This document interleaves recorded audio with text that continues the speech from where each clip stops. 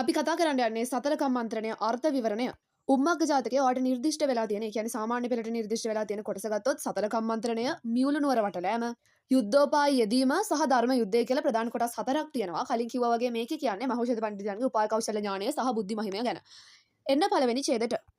ඒ සමයෙහි උත්තර පංචාල නුවර බ්‍රහ්මදත්ත නම් රජුරු කෙනෙක් රාජ්‍ය කරති. ඒ සමය කියලා කියන්නේ ඒ කාලේ උත්තර පංචාල කියන නුවර, මේක ඉන්දියාවෙන් ආපු කතාවක්. උත්තර පංචාල නුවර බ්‍රහ්මදත්ත කියලා රජුරු කෙනෙක් රාජ්‍ය කරනවා. ඒ කියන්නේ රාජ්‍ය පාලනය කරමින් ඉන්නවා. ඒ රජුරුවන්ට කේවට්ට නම් බමුණු කෙනෙක් අර්ථයෙන් ධර්මයෙන් අනුශාසනා කරනවා. ඒ රජුරුවන්ට අර්ථයෙන්, ඒ කියන්නේ ධර්මයෙන් රාජ්‍ය පාලනය කරන්න උපදෙස් දෙමින් අනුශාසනා කරන, උපදෙස් දෙන්න ඉන්න බ්‍රාහ්මණයා තමයි කේවට්ට බ්‍රාහ්මණයා. අර පුරෝහිත කියන චරිත තරතුර තමයි උතන කියන්නේ. ඌතුමෝ නුවණැත්තාහ වියත්තාහ. නුවණැත්තාහ කියලා කියන්නේ නුවණින් යුතුය කියලා කියන්නේ බුද්ධිමත් කෙනෙක්. වියත්තාහ කියලා කියන්නේ වියත් කියලා කියන්නේ වයස මුහු පුරා යනවත් එක්ක වර්ධනය වෙන නුවණ. ඒ කියන්නේ වැඩිහිටියෝ වුණාම වැඩිහිටියන්ට කරු කරන්නේ ඒ ගොඩක් කල් ජීවත් වුණාම ඒ දැනෙන වියත් බව නිසා. ඒ කේවට්ට ආචාර්ය එක් දවසක් තුමු අලුයම් වේලෙහි පිබිද සුවඳ තෙලෙහි නගන ලද පහන් ආලෝකයෙන්. අපි මුලට යමු. ඒ කේවට්ටාචාරී එක් දවසක්, ඒ කේවට්ටාචාරීතුමා එක දවසක්, තුමු කියලා කියන්නේ ඔහු කියන එක, තුමු කියන එක ගොඩක් දුරට බහුවචන වලට භාවිතා වෙන්නේ. තෙමේ සහ තෙම කියන පද දෙක තමයි භාවිතා වෙන්නේ පුරුෂලිංග, තොම සහ තොමෝ කියන දෙක තමයි ස්ත්‍රීලිංග භාවිතා වෙලා තියෙන්නේ. ඒත් මේ වගේ පරණ කතා පොත්වල තුමු කියන එක එක මිනිස්සෙක්ව අර්ථ දක්වන්න භාවිතා කරලා දෙනවා. හේතුව ගෞරවාර්ථයෙන් තියන්න ඕන නිසා, ආඛ්‍යාතය බහුවචනයට ගන්න ඕන නිසා. අලුයම් වේලෙහි කියලා කියන්නේ උදේ පාන්දරම, පිබිද කියලා කියන්නේ නිින්දෙන් අවදි වෙලා සුවඳ තෙලෙහි නගන ලද පහන් ආලෝකයෙන්. ඒ කියලා කියන්නේ මේ පහන් පත්තු කරලා තියෙන්නේ සුවඳ තෙල් දාලා. එතකොට මේ පහන් වල ආලෝකයෙන් සුවඳක් නිකුත් වෙනවා. ගන්ධදාම පුෂ්පදාමාව ලම්බිත නානා වර්ණ විචිත්‍ර විතානෝපලක්ෂිත අලංකෘත ශ්‍රීයහන් ගර්භය. ගන්ධදාම කියලා කියන්නේ සුවඳ මල්. පුෂ්පදාමාව ලම්බිත කියලා කියන්නේ මේ මල්වැල් එල්ලපු කියන අර්ථය. විතානෝපලක්ෂිත කියලා කියන්නේ වියනකින් යුතු කියන එක. ඒ කියලා කියන්නේ කේවට්ට බමුණගේ ශ්‍රීයහන් ගර්භය සරසලා තියෙනවා විවිධ වර්ණයන්ගෙන් යුක්ත, විවිධ සුවඳ වලින් යුක්ත මල් මාලා වලින්. ඉතින් කේවට්ට මෙහෙම දිනක් උදෑසන ඇවිදි වෙලා මේ මල් මාලා වලින් සරසලා තියෙන ශ්‍රීයහන් ගර්භය දිහා බලලා හිතනවා මේ මහත් වූ සම්පත් දැක හිතනවා. කියලා කියන්නේ මේක ගොඩක් සැප සම්පත්, සැපසහිත ජීවිතයක්. ඒ සැපසහිත ජීවිතය දිහා බලලා හිතනවා මේ මාගේ යසස කියලා කියන්නේ සැප සම්පත් කියන අර්ථය. අර යස ඉසුරු කියන අර්ථය. කවුරුන් සන්තකද හොයි, කවුරුන් සන්තකද හොයි, කාටද මේවා අයිති? එහෙම නැත්නම් කවුරු නිසාද මට මේවා ලැබුණේ? සිතන්නහු අනෙක් කෙනෙකුට සන්තක නෙවෙයි, චූලනී බ්‍රහ්මදත්ත නම් රජුරුවන් සන්තකේ. වෙන කෙනෙක් සන්තක නෙවෙයි, වෙන කෙනෙක් නිසා මට ලැබුණ දෙයක් නෙවෙයි. චූලනී බ්‍රහ්මදත්ත රජුරුවන්ගෙන් තමයි මට මේ දේ ලැබුණේ. හේතුව ඒ රජතුමාගේ පුරෝහිතයා තමයි කේවට්ට බමුණ. මෙබඳු සම්පත් දුන් රජුරුවන් සියලු දඹදිවට අගරජ කළොත් යහපත. මේ වගේ සම්පතක් මට දුන්න රජතුමාව සියලු දඹදිවටම අගරජ කරන්න ඕනේ. දැන් රජතුමා රජ වෙලා ඉන්න උත්තර පංචාල නුවරට විතරයි. ඒ කාලේ ඉතාමත් පොඩි කොටස් වල තමයි රාජ්‍ය කරලා තිබේ. එකම රටකට සමස්ත රටක් විදිහට ගත්තොත් රටේ නායකයෙක් කියලා කෙනෙක් හිටියේ නැහැ. ඒ නිසා කේවට්ටට ඕනේ වෙනවා බලය වැඩි කරන්න මුළු දඹදිවටම චූලනී බ්‍රහ්මදත්ත රජතුමාව රජුරුව බවට පත් කරන්න. එසේ වුවහොත් මමත් අග්‍රපුරෝහිත වෙමි. ඒක තමයි කේවට්ටගේ ආත්මාර්ථය ඉස්මතු වන අවස්ථාව. එහෙම කළොත් රජතුමා මට මේ සැප සම්පත් දීලා තියෙන නිසා රජතුමාට මේ උපකාර කරොත් මටත් පුළුවන් අග්‍රපුරෝහිත වෙන්න. ඒ කියන්නේ තමන්ගේ පෞද්ගලික සුව පහසුව ගැනත් ඒ වෙලාව කේවට්ට හිතනවා. ඒ යාගේ ආත්මාර්ථකාමී ලක්ෂණ ඉස්මතු වීමක්. උදෑසනක් සේම හැම කියන්නේ එදා උදෑසනම හැම උදෑසනම කියනවා වගේම එදා උදෑසනත් රජුරුවන් සමීපයට ගිහිල්ලා රජුරුව ළඟට ගිහිල්ලා රෑ දවස සුවයෙන් නිදිලත් පරිදි ਵਿਚාරා. ඊයේ රෑ හොඳට නිින්ද ගියාද? අන්න එහෙම අහන එකක් තමයි ඔය උතන තියෙන්නේ. සුවයෙන් නිදාගත්තද? දේවයන් වහන්සේ කොට පිය යුතු කතාවක් ඇත. ඔබ වහන්සේට කිව යුතු කතාවක් තියෙනවා. කියන්න ඕනේ කතාවක් තියෙනවා. රජුරුව කියනවා කියවා ආචාරිනී කියලා. දේවයන් වහන්සේ ඇතුළු නුවරදී රහස් කියන්නට නොබලන. මේක රහසක්. ඇතුළු නුවර කියන්නේ නුවර ඇතුළේ, මාලිගාව ඇතුළේ. මාලිගාව ඇතුළේ රහස් කියන්න බෑ. ඇයි? අනිත් අයට ඇහෙනවා. මගුල් උයනට යන්න. මගුල් උයන කියලා කියන්නේ මංගල උයන. එහෙම නැත්නම් රජමාලිගාවේ තියෙන උයන. රජුරුව යහපත ආචාරිනී කියා බමුණන් හා සමග උයනට යනවා. සේනාව පිටත සිටුවා වටකොට රැකවල් ආවා. උයන වටේ සේනාව හිටගස්සලා සේනාව වට කරලා ආරක්ෂාවට තමයි තියාගන්න. රකවල්ලවා කියලා කියන්නේ ආරක්ෂාවට සේනාව උයන වටේ තියාගන්නවා. උයන වටේ හිටගස්සනවා. හිටගස්සලා බමුණන් හා සමග ඇතුළු නුවරට වැද මගුල් සල් වටේ උන්න. බමුණත් එක්ක නුවර ඇතුලේ උයන ඇතුලට ගිහිල්ලා ඇතුළු උයනට වැද මගුල් සල් වටේ උන්න. මංගල සල් ගස කියන එක තමයි මේකේ අර්ථය. ඒ කියලා කියන්නේ උයන මැද ලොකු සල් ගහක් තියෙනවා. ඒ සල් ගහ වටේ ඉඳ ගන්න පුළුවන් විදිහට සකස් කරලා තියෙනවා. මගුල් සල් ගස කියන්නේ ඒකයි. ඒ කියන්නේ ඒ කාලේ උයන් වල විශේෂම ගහ උනේ, උයනේ ලස්සනම ගහ උනේ, ඒක කැපිලා පේන උයන මැද තියෙන ගහ උනේ සල් ගහක්. ඒ නිසා මගුල් සල් වට කියලා කියන්නේ එතන මංගල සල් ගහ වටේ ගිහින් ඉඳගෙන කතා කරන්න පුළුවන් විදිහට හදලා තියෙනවා රාජමාලිගාවේ උයනේ.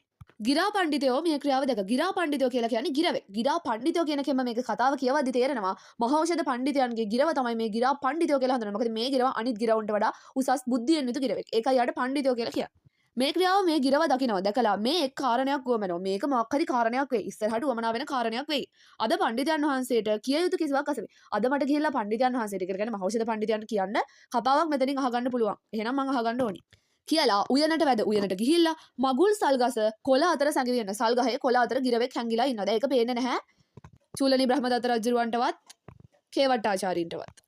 රජ්ජුරුවෝ බමුණාණන්ට කියනවා කිය යුතු රහස් කියවා ආචාර්යනි කියලා. කියන්න ඕනේ රහස කියන්න කියලා කියනවා. දේවයන් වහන්සේ නුඹ වහන්සේගේ කන මෑතර නමලු වෙනවා. කන මෑතර නමන්න. ඒ කියන්නේ අර රහසක් අහගන්න අපි නැමෙන්නේ අන්න ඒ විදිහට නමෙන්න කියලා කියනවා. මේ මන්ත්‍රණය සතරකන් මන්ත්‍රණය නම් මේ ඔන්න සතරකන් මන්ත්‍රණය කියන එකේ තේරුම. මේ මන්ත්‍රණය සතරකම් මන්ත්‍රණය. මම මේ කියන්න යන දේ සතරකම් මන්ත්‍රණය කියලා තමයි හඳුන්වන්නේ. ඒ කියලා කියන්නේ අහන්න පුළුවන් දෙන්නෙට විතරයි. එක්කෙනෙක්ට කන් දෙක ගානේ අහන්නේ දෙන්නෙට විතරයි. කන් හතරකට විතරයි මේක ඇහෙන්නේ. නුඹ වහන්සේගේ දෙකන හා මාගේ දෙකනමුත් අනෙක් කනකට න්‍යාය යුතු වන්නේ. ඔබ වහන්සේගේ කන් දෙකයි මගේ කන් දෙකයි වෙන කාටවත් මේක දැනගන්න බෑ. ඉදින් දේවයන් වහන්සේ මා කීවා කරන සේක්නම් සියලු දඹදිවට නුඹ වහන්සේ අගරජ කොට ලැබි. මෙන්න මේ රහස මං කියන විදිහට ඉටු කරොත් මුළු දඹදිවටම නුඹ වහන්සේව අගරජ කරනවා. ඒ කියලා කියන්නේ නුඹ මුළු දඹදිවටම අග්‍ර ස්ථානයේ කියන්නේ ඉහළම රජු බවට පත් කරනවා කියන එක. චූලනී බ්‍රහ්මදත්ත රජුරෝද මහත් වූ රාජ්‍ය ලෝභයෙන් මේක ඇහුවට පස්සේ චූලනී බ්‍රහ්මදත්ත රජුරට රාජ්‍ය ලෝභය ඇති වෙනවා. බලය පිළිබඳ තණ්හාව, රාජ්‍ය බලය පිළිබඳ තියෙන තණ්හාව ඇති වෙලා ඒ තණ්හාව තියෙන නිසා යුක්ත බැවින් බමුණන්ගේ බස් අසා සතුටු වෙලා බමුණන්ගේ මේ බස් අහලා සතුටටපත් වෙලා කියවා ආචාර්යනි ඔබ කී වාක් කරෙන් කියන්න ආචාර්යනි ඔබ කියන දෙයක් කරන්නම් කියලා කියනවා. දේවයන් වහන්සේ අපි සේනාව රැස් කොටගෙන පළමු කොට කුඩා නුවරක් වටකොට ගනුහ. අපි ඉස්සරෝම සේනාව රැස් කරගෙන ගිහිල්ලා පළමු කොට කියන්නේ පළමුවෙනියටම ඉස්සරෝම කුඩා නුවරක් පොඩි රාජ්‍යයක් වටකොට ගන්න වට කර ගන්නවා. ඒ පොඩි රාජ්‍ය වට කර ගන්නවා. මම කුරුබිලියන් ඇතුළු නුවරට වැද. කුරුබිලියන් කියලා කියන්නේ රහස් දොරින්. ඒ කියන්නේ සේනාවට දැනෙන්නේ නැති වෙන්න ඒ පොඩි රාජ්‍යයේ කාටවත් දැනෙන්නේ නැති වෙන්න රහසින් ඇතුළු නුවරට යනවා. නුවර ඇතුළට යනවා. ගිහින් ඒ නුවර රජුරවන්ට කියනවා දේවයනි තොපහා අපහා සටන් කොට කාර්යයක් නැත. ඔබලයි අපි සටන් කරලා කාර්යයක් නැහැ. ඵලයක් නැහැ. එහෙම සටන් කරලා වැඩක් නැහැ. හුදෙක් අප නතුවව අපට නතු වෙන්න. තොපගේ රාජ්‍ය තොපටම වන්නේ. ඔයාලගේ රාජ්‍ය අපි ඔයාලටම දෙනවා. එහෙම වුණොත් දැම්ම යටත් වුණොත් සටන් කළොත් අපගේ සේනා වාහන මහත්තයින් ඒකාන්තයෙන්ම පරදුව. සටනට ආවොත් නම් අපේ සේනාවත් ලොකුයි. මොකද මේ පොඩි රාජ්‍යයක්නේ අල්ලගන්න ගියේ. අපේ සේනාවත් ලොකුයි. ඒ නිසා අනිවාර්යෙන් අපි ජයග්‍රහණය කරනවා. ඔයාලා පරාජය වෙනවා. ඒ නිසා කැමැත්තෙන්ම යටත් වෙන්න කියලා කියනවා. නැත්තම් රාජ්‍ය තොපටම වන්න කියලා කියන්නේ සටන් කරොත් රාජ්‍ය විනාශ වෙන නිසා. ඉදින් මා කීලස නොකළෝ නම් සටන් කොට අල්ලාගෙන මරාපියා උන්ගේ සේනාවත් හැරගෙන අනෙක් නුවරකට යන්න. බැරි වෙලාවත් මේකට යාල එකගුණ නැත්තම්. ඒ කියලා කියන්නේ අර පළවෙනි ප්ලෑන් එක වැරදුනොත් දෙවෙනි ප්ලෑන් එක ලෑස්ති කරන් ඉන්නවා කියන එක. මේකට එකගුණ නැත්තම් ඉදින් මා කීලස නොකළොත් සටන් කොට අල්ලගෙන අත්තරම සටන් කරලා අල්ලගෙන මරලා එයාලගේ සේනාවත් අරගෙන අනික් නුවරට යන්න. ඒ කියන්නේ පොඩි රාජ්‍යයක් නිසා චූලනී බ්‍රහ්මදත්ත රජුරන්ගේ උත්තර පංචාල නුවරට පුළුවන් අනිවාර්යෙන් පොඩි රාජ්‍ය සටන් කරලා ජයග්‍රහණය කරන්න. ඊට පස්සේ දැන් එයාලව මරුවට පස්සේ සේනාව ඉතුරු වෙන පිරිසක් ඉන්නෝනේ. ඒ සේනාවත් මෙයාලගේ සේනාවට බදව ගන්නවා. එතකොට ඊළඟ රාජ්‍ය අල්ලගන්න යද්දි මෙයාලට ඉන්න සේනාව තව ටික ටික වැඩි වෙනවා. අල්ලගන්න රාජ්‍යත් පොඩි පොඩි සේනාව ඉඳන් ලොකු ලොකු සේනාව දක්වා යන නිසා ඒ කියන්නේ රාජ්‍යයේ ප්‍රමාණය පොඩි රාජ්‍යයේ ඉඳන් ලොකු රාජ්‍ය දක්වා හෙමින් අල්ලගෙන යන නිසා ඒ යද්දි මෙයාලගේ සේනාව ටික ටික වැඩි වෙන නිසා ලොකුම රාජ්‍ය දක්වා යද්දිත් සේනාව ලොකු සේනාවක් ඉන්නවා. ඒ වෙද්දි හැම රාජ්‍යයක් එකම සටන් කරලා සේනාව එකතු කරගත්ත නිසා එතකොට අනිවාර්යෙන් මුළු දඹදිවම අල්ලගන්න පුළුවන්. ඒක තමයි මෙයාලගේ සලස්ම. ඒ නුවරත් එසේම යටත් කොටගෙන ඉන් අනෙක් නුවරකයි මේ සැටියේම සියලු දඹදිව රාජ්‍යගෙන මේ විදිහට මුළු ඔක්කොම දඹදිව රාජ්‍ය ටික අල්ලගෙන ජයපාණය අනුභව කරනවා කියලා කියන්නේ ජයග්‍රහණය කරාට පස්සේ අර සෞදිය පුරනවා කියලා කියන්නේ. ජයග්‍රහණය සමරන්න මොකක්ද පාණයක් අනුභව කරනවා. අන්න ඒක. එහෙම කියලා 100ක් රජදරුවන් අපගේ නුවරට ගෙනවුත් ඒ කියලා කියන්නේ රාජ්‍ය 100ක් මේ විදිහට අල්ලගන්න එක තමයි මෙයාලගේ සැලැස්ම. මේ 100ක් රජදරුවන් ඒ කියන්නේ මේ රාජ්‍ය 100ම තමන් අල්ලගෙන ගියපු රාජ්‍ය 100ම රජදරුවෝ ඉන්නවනේ රජවරු ඉන්නවනේ. මේ රජදරුවෝ අපගේ නුවරට ගෙනල්ලා උයනදී රාමණ්ඩලයක් සාදා උන් හැමදෙනා රාබොන්ටයයි රාමැඩිල්ලේ හිඳුවාලා. මේ උයනේ දැන් උයනට ගෙන්නවන්නේ. උයනට ගෙන්නලා රාමණ්ඩලයක් හදනවා. ඒ කියන්නේ ජයග්‍රහණය සමරන්න බොනවා කියන එක මේකෙන් කියන්නේ. රාමණ්ඩලයක් හදලා උන් හැමදෙනාම රාබොණ්ඩ කියලා රාමැඩිල්ල හිඳවනවා. රාමැඩිල්ල හිඳවනවා කියලා කියන්නේ ඒ රාබොණ්ඩ එයාලව එතන සකස් කරලා දෙනවා. හිඳවලා විෂ යොදා කරන ලද්දා රාණුභව කරනවා. රාවලට දානවා විෂ. විෂ දාලා විෂ දුන්න ගමන් මොකද කරන්නේ? උන් හැමදෙනාම ජීවිත විනාශයට වෙනවා. දැන් සටන් කරන්නේ නැත්තම් සටන් කරන්න එන්නේ නැත්තම් ඔයාලගේ රාජ්‍ය ඔයාලටම තියෙනවා කියලා කිව්වා. ඒ කියන්න හේතුව තමයි පස්සේ ඒ රජතුමාව මරලා රාජ්‍ය ගන්නවා. මුල්ම කාලේ රාජ්‍ය ගන්න නෙමෙයි ඊළඟ රාජ්‍ය අල්ලගන්න උදව් කරන්න තමයි කලින් රජතුමාව පාවිච්චි කරේ. ඒ කියලා ඒ රාජ්‍ය යටත් කරගන්න ගියේ නෑ මෙයාලා. මෙයාලා කරේ ඒ රජතුමාව යටත් කරගන්න විතරයි. දැන් රජතුමාව අරගෙන විල රාදීලා විෂ රාදීලා මරලා දාපුවම ඒ රාජ්‍ය 100ම මෙයාලට එකවර අයිති කරගන්න පුළුවන් කිසිදු ගැටලුවක් නැහැ. සාමාන්‍යයෙන් සටන් කරනවට වඩා ලේසි. උන් හැමදෙනාම ජීවිත විනාශයට පමනවා. එයාලා හැමෝගෙම ජීවිත විනාශ කරලා දාලා මරණයට පත් කරලා ගංගදියට දානවා. ගඟට දානවා. 100ක් රාජධානිය රාජ්‍ය අත්පත් කරගන්න එතකොට පුළුවන්. එසේ කාලෙහින ඔබ වහන්සේ සියලු දඹදිවට අගරාජ වෙනසේක. එතකොට ඔබ වහන්සේ මුළු දඹදිවටම අග්‍ර ස්ථානයට පත් වෙන රජතුමා බවට පත් වෙනවා. රජ්ජුරුවෝ යහපත ආචාර්යනී තොප කී ලෙසම කරමි. හොඳයි ආචාර්යනී ඔබ කී විදිහටම කරන්න. ඒ විදිහටම කරන්න. ඇයි ඒ රාජ්‍ය ලෝභය. දේවයන් වහන්සේ මේ මන්ත්‍රණය සතරකම් මන්ත්‍රණය නම් වේ. අනෙක් කෙනෙකුට දත නොහැකිය. මේක සතර කම්මන්ත්‍රණය. ඒ කියන්නේ දෙන්නෙක්ට විතරයි අහන්න බෑ. දැන් අපි දෙන්න මේක අහලා තියෙන්නේ වෙන කෙනෙක්ට මේක දැනගන්න බෑ. එසේ හේයින් කල් නොයවා යහපත් නැකතකින් වහා නික්මුණු මැනව. කල් යවන්නේ නැතුව ප්‍රමාද කරන්නේ නැතුව යහපත් නැකතක් බලලා වහා නික්මෙන්න ඉක්මනටම යමු මේක කරන්න කියලා රජුරෝ යහපත කිවිසලා දැන් මෙයාලා යනවා මේ කරතව්‍ය කරන්න. ඒ කියන්නේ කරන්න යමු කියලා සලස්මක් ඇති කරගන්න ඕනේ. දැන් උතන කතාව ඉවරයි මගුල් සල්ගසයට. හැබැයි තාම ඉවර නැහැ කතාව මගුල් සල්ගසයට. ඇයි හේතුව අර කොළ අතර හැංගිලා හිටපු ගිර වගේ කතාව තාම කතා කරේ නැහැ. ඔන්න දැන් එන්නේ ඒක ගැන කතා කරන්න. ගිරාපෝතකයෝ මේ මන්ත්‍රණය අසානිමවා. දැන් ගිරාපෝතකයා මුළු මන්ත්‍රණයම මුළු කතාවම අහලා ඉවර කරා. උන් දෙදෙනා මන්ත්‍රණය කොට අන්තේ. උන් දෙදෙනා කියලා කියන්නේ කවුද මෙතන? චූලනී බ්‍රහ්මදත්ත රජතුමයි කේවට්ට බමුණයි. සතරකම් මන්ත්‍රණය අහපු දෙන්න. මන්ත්‍රණය කොට අන්තේ. මේ කතාව කරලා ඉවරනාට පස්සේ අවසානයේ කියන එක තමයි අන්තේ කියන එකේ තේරුම. කෙලවර කියන එක. සාල්ලකලාලා පාතට බාන කෙනෙකුන් මේ කියාගෙන යන ඡේද ඉස්සරවම හම්බෙච්ච උපමාව තමයි මේක. සාල්ලකලාලා පාතට බාන කෙනෙකුන් මෙන් කියන උපමාව. මේ උපමාව වැදගත් භාෂා ලක්ෂණ වලට. සාල්ලක කියලා කියන්නේ මොකක් හරි මල්ලක. මල්ලක දාලා මොකක් හරි දෙයක් කොහොම පල්ලෙහාට දානවා වගේ.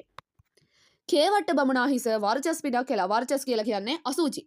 කේවට්ට බමුණගේ ඔළුවට අර මල්ලක දාලා මොනවා හරි කොහොම පල්ලෙහාට විසික් කරනවා වගේ වර්චස් පිටක් අසූචි පිටක් හෙලනවා. පිටක් කියලා කියන්නේ අසූචි පොඩ්ඩක් කියන එක. එහෙම වැටිච්ච ගමන් කේවට කිමෙක් දයි කට දල්වාගෙන උඩ බැලුව තැනත්තෝ. මොකද්ද මේ වැටෙන කියලා කට අරගෙන හැම එකපාරටම උඩ බැලුවා. ඒ බලපු කෙනාගේ මුඛයේ නැවත වර්චස් පිටක් කරනවා. දෙවෙනි වර්චස් පිට මොකද්ද කියලා කට අරගෙන උඩ බලපු කෙනාගේ කටට දානවා. මේක දැන් මේක කියවගෙන යද්දි චිත්‍රූපම වෙනවා. හිතෙන් පේනවා මොකද්ද මේ කතාව වෙන්නේ කියලා. එතකොට මේ කතාව කියවන කෙනාට hina යනවා. දැනුත් අපිට hina යනවා. ඒ කාලේ කොහොමද hina යන්නේ නැති. එතකොට මේවා උපහාසාත්මක රසය. කේවට්ටයා මේ වගේ හොර දෙයක් නපුරු සලස්මක් ප්ලෑන් කරන කෙනෙක්ට සලසුම් කරන කෙනෙක්ට මේ වගේ දෙයක් වුණාම අපිට උපහාසයක් තමයි එතන ඉස්මතු වෙන්නේ. උපහාසයක්. hina වෙනවා. hina යනවා කේවට්ට ගැන හිතලා. ක්‍රීන් යන අනුකරණයෙන් හඬමින් කොලත්තෙන් උඩ නැගී. ක්‍රීන් කියලා කියන්නේ අර ගිර වගේ සද්දේ. ගිරව සද්ද කරන සද්දේ තමයි ඔය ක්‍රීන් කියලා දීලා තියෙන්නේ. ක්‍රීන් යන අනුකරණයෙන් කියලා කියන්නේ ගිරව හැම පොඩ්ඩක් සද්ද කරලා කොලත්තෙන් උඩ නැගී හිටපු කොලත්තෙන් උඩට පියාඹගෙන යනවා. කොලත්තෙන් කොල දන අත්තෙන් කියන එක තමයි උතන කොලත්තෙන් කියලා අරගෙන තියෙන්නේ. කේවට්ටය තෝ තමාගේ මන්ත්‍රණය සතරකම් මන්ත්‍රණයයි සිතයිද? දැන් මේ අහන්නේ කවුද? ගිරාපෝතකයා. කේවට්ටයා තෝ ඔයා හිතනවද ඔයාගේ මන්ත්‍රණය ඔයා මේ කියපු කතාව සතරකම් මන්ත්‍රණයක් කියලා? ඒ කියන්නේ කන් හතරකට විතරක් ඇහුණ එකක් කියලා. දැන්ම සකන්න ගියාය. ගිරවල් කියනවා දැන්ම සකන්න ගියා. දැනටම 6 දිනට ඇහිලා ඉවරයි. ඇයි අනිත් කන් දෙක කාගේද ගිරවගේ? නැවත 8 කනකට ගොස් පසුව නොඑක් 100 කනකට යන්නේ. මම මේක කියලා තව කෙනෙක්ට කිව්වම 8 කනකට යනවා. දැන් ඇත්තටම කවුද අන්තිම 8 කන කියන එකේ අන්තිම කන් දෙක? මහෞෂධ පඬිතුක. මහෞෂධ පඬිතුයන් මේක කිව්වම ඒක තව මේක කන් 100කට යනවා. තව 100 දෙනෙක් මේක අහයි. කන් 100කට යනවා කියලා කියන්නේ තව 50 දෙනෙක් මේක අහයි කියන එක. ගිරවා කොළ ගණුවයි කියද්දීම පවනට බඳු වේගෙන් පියාසර කරලා ගියා. කොළ ගණුව කියලා කියන්නේ ඔකව අල්ලගන්න කියලා කේවට්ට කිව්ව ගමන් මොකද කරන්නේ? ගිරවා පවනට බඳු වේගෙන් සුළඟ වේගෙන් ඒ තරම් දැඩි වේගෙන් කියන්නේ අපි සුළඟ වේගෙන් කියන එක පාවිච්චි කරනවා. හුළඟ තරම් වේගෙන් පියාසර කොට පියාඹලා ගිහිල්ලා මියුණු නුවරට ගොස්. දැන් මියුණු නුවරට යනවා. මියුණු නුවර කියලා කියන්නේ කේවට්ට බමුණා ඉන්න නුවර. මහෞෂධ පඬිතුයන් වහන්සේගේ ප්‍රාසාදයට කියලා කියන්නේ මාලිගාවට යනවා. මෙතන තියෙනවා ප්‍රධාන මාලිගා දෙකක්. එක පැත්තකින් උත්තර පංචාල නුවර තියෙනවා. ඒකේ බ්‍රහ්මදත්ත රජතුමා ඉන්නවා. බ්‍රහ්මදත්ත රජතුමාට අනුශාසනා දෙනවා කවුද? කේවට්ට බමුණා. අනිත් පැත්තෙන් මහෞෂධ පඬිතුයන්ගේ රාජ්‍ය ගත්තොත් එහෙම ඒ තමා මියුළු නුවර රජතුමා තමයි වේදේහ රජතුමා. වේදේහ රජතුමාට අනුශාසනා දෙන උපදේශක හැම නැත්නම් පුරෝහිතයා තමයි මහෞෂධ පඬිතයෝ. එතකොට ඒ දෙක මතක තියාගත්තා නම් කොහොමත් මේ දෙකේ කතාවේ නම් පැටලෙන්නේ නැහැ.